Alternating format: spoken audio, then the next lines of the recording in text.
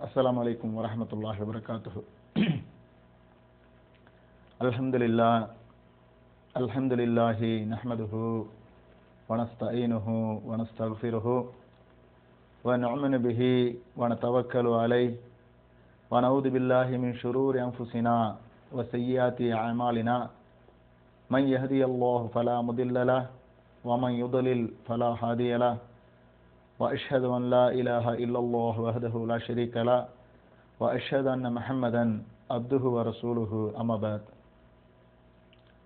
فقد قال الله تعالى في القرآن العظيم أعوذ بالله من الشيطان الرجيم قل إن كنتم تحبون الله فاتبعوني يحببكم الله ويغفر لكم ذنوبكم والله غفور رحيم.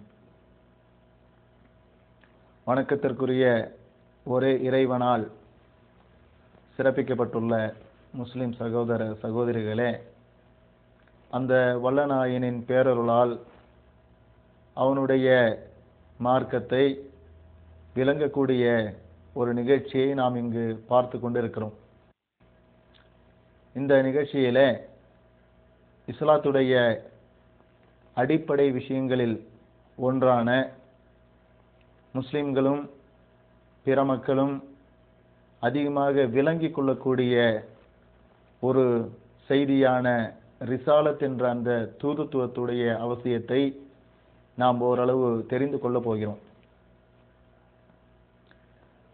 இஸ்லாமிய மார்க்கம் இறை தத்துவம் என்ற அந்த ஏகத்துவத்தையும் இறைவனை ஒருமைப்படுத்தி ஏற்றுக்கொள்ளுதல் என்ற அந்த ஏகத்துவத்தையும் அதற்கு அடுத்த கட்டமாக அந்த ஏகத்துவத்தை தெளிவாக விளக்கக்கூடிய தூதுத்துவம் என்ற அந்த தத்துவத்தையும் இஸ்லாம் உலகிற்கு தெளிவாக எடுத்து முன்வைத்துள்ளது.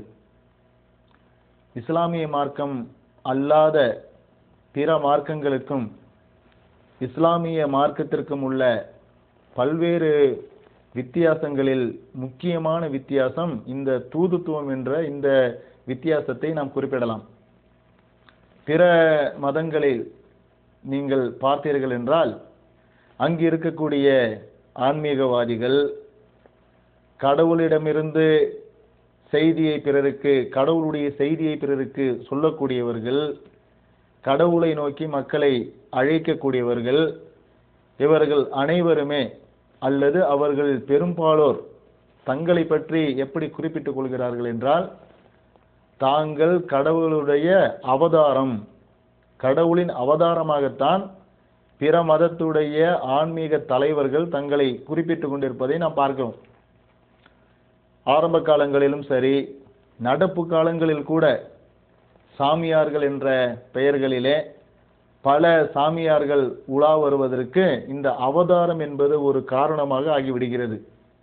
கடவுளுடைய அவதாரம் என்று சொன்னவுடனே மக்கள் இவர் கடவுளின் புறத்திலிருந்து கடவுளாகவே வந்திருப்பதாக சொல்லுவதால் மக்கள் உடனடியாக அவரை நம்பிவிடக்கூடிய சூழ்நிலையை நாம் பார்க்கிறோம்.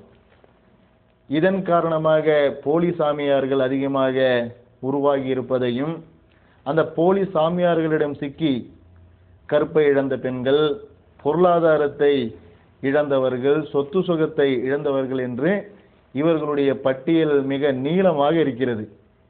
அதில் சில சாமியார்கள் இதுவரையிலும் கூட நடமாடி கொண்டிருப்பதையும் நாம் பார்க்கிறோம். இஸ்லாம் இந்த விஷயத்திலே என்ன சொல்கிறது என்றால், எந்த ஒரு மனிதனுமே கடவுளுடைய அவதாரமாக ஆகவே முடியாது. கடவுள் கடவுளாகத்தான் இருப்பான். கடவுளுடைய அவதாரம் என்று எந்த ஒரு படைப்பினமும் சரி, மனிதனாக இருந்தாலும் சரி, பிற படைப்பினங்களாக இருந்தாலும் சரி, கடவுளுடைய அவதாரமாக ஆகவே முடியாது என்ற ஒரு விஷயத்தை மிக தெளிவாக இஸ்லாம் முன்வைக்கிறது. அப்படியானால் கடவுளை நெருங்குவதற்குரிய வழி என்ன என்பதை இஸ்லாம் காட்டும்போது, இறைவன் புறத்திலிருந்து செய்தியை பெற்று அந்த செய்தியை பிறருக்கு அறிவிக்கக்கூடிய தூதுவர்களை, கடவுளுடைய இறைவனுடைய அந்த தூதுத்துவ செய்தியை மக்களுக்கு போதிக்கக்கூடிய தூதர்களைத்தான் இறைவன் உலகத்திற்கு அனுப்பி வைத்தான் என்ற செய்தியை இஸ்லாம் முன்வைக்கிறது. இந்த அடிப்படையிலே இஸ்லாம் முன்வைக்கக்கூடிய அந்த தூதுத்துவத்திலே ஏராளமான இறை தூதர்கள் தொடர்ச்சியாக ஆரம்ப காலம் தொட்டு வந்திருக்கிறார்கள். ஆதாம் என்று கிறிஸ்துவர்கள் சொல்லக்கூடிய அந்த ஆதம் அலைஹிஸ்ஸலாம் அவர்களிலிருந்து துவங்கிய இந்த தூதுத்துவம், ஆதமுக்கு பிறகு நோவா என்ற நூஹ் அவர்கள் வருகிறார்கள். அவர்களும் தன்னை கடவுளுடைய தூதர், நான் ஒரு தீர்க்கதரிசி, கடவுளிடமிருந்து செய்தியை பெற்று உங்களுக்கு அறிவிக்கக்கூடியவன் என்று அவர்கள் குறிப்பிட்டிருக்கிறார்கள். அந்த நோவாவிற்கு பிறகு தொடர்ச்சியாக வந்த அனைத்து மனிதர்களுமே, எந்த ஒரு மனிதரும், இஸ்லாம் சொல்லக்கூடிய அந்த வரலாற்றில் இடம்பெறக்கூடிய எந்த ஒரு மனிதரும் தன்னை கடவுளுடைய அவதாரம் என்று சொல்லவே இல்லை. அந்த இஸ்லாம் சொல்லக்கூடிய அந்த தூதுவர்களில் மொத்த உலகத்தையும் கட்டி ஆண்ட மன்னர்களும் இருக்கிறார்கள், ஆண்டியாக இருந்தவர்களும் இருக்கிறார்கள். சாலமன் என்று சொல்லக்கூடிய ஒரு இறை தூதர், சுலைமான் என்று திருமறை குரானிலே குறிப்பிடக்கூடிய அந்த இறை தூதருடைய அந்த ஆட்சி அதிகாரம் உலகளாவிய அளவில் பறந்து விரிந்து இருந்தது. ஆடு மாடு உட்பட அனைத்துமே அவருக்கு கட்டுப்பட்டு சேவகம் செய்யக்கூடிய அந்த அடிப்படையில மொத்த உலகத்தையும் கட்டி ஆண்ட மன்னராக, மாமன்னராக அவரை போன்ற ஒரு மனிதர் வரவும் இல்லை, இனி வரப்போவதும் இல்லை. இன்னைக்கு இருக்கக்கூடிய பேரரசர்கள், வல்லரசுகள் அனைத்துமே பிற மனிதர்களைத்தான் கட்டி ஆள முடியுமே தவிர மிருகங்களை கட்டி ஆள முடியுமா, பறவைகளை கட்டி ஆள முடியுமா அப்படின்னா முடியாதுங்க. ஆனா சுலைமான் என்ற அந்த மாமன்னருக்கு அனைத்துமே கட்டுப்பட்டுச்சு. மிருகங்கள் உட்பட, பறவைகள் உட்பட, மலைகளை போய் யாராவது கட்டி ஆள முடியுமா? ஆனா அவருக்கு மலைகள் கூட கட்டுப்பட்டுச்சு. அந்த அளவுக்கு ஒரு பிரம்மாண்டமான மாமன்னராக இருந்த சுலைமானாகட்டும், நோயால் தாக்கப்பட்ட இன்னும் சில இறை தூதர்களாகட்டும், ஆடு மேய்ப்பதில் ஃபேமஸா இருந்த மோசே என்று சொல்லக்கூடிய மூசா அவர்கள், ஆடு மேய்த்த சம்பவங்கள் குரான்ல சொல்லப்படுது, பைபிள்ல சொல்லப்படுது, அவராகட்டும், அதன் பிறகு மக்களுக்கு செய்தியை சொன்ன, இறை செய்தியை சொன்ன ஈசாவாகட்டும், அதன் பிறகு வந்த முகமது என்று சொல்லக்கூடிய இறுதி தூதராகட்டும், இவர்கள் அனைவருமே எந்த ஒரு இறை தூதரும் சரி தன்னை கடவுளுடைய அவதாரம் என்று சொல்லவே வேலை செய்தார்களே தவிர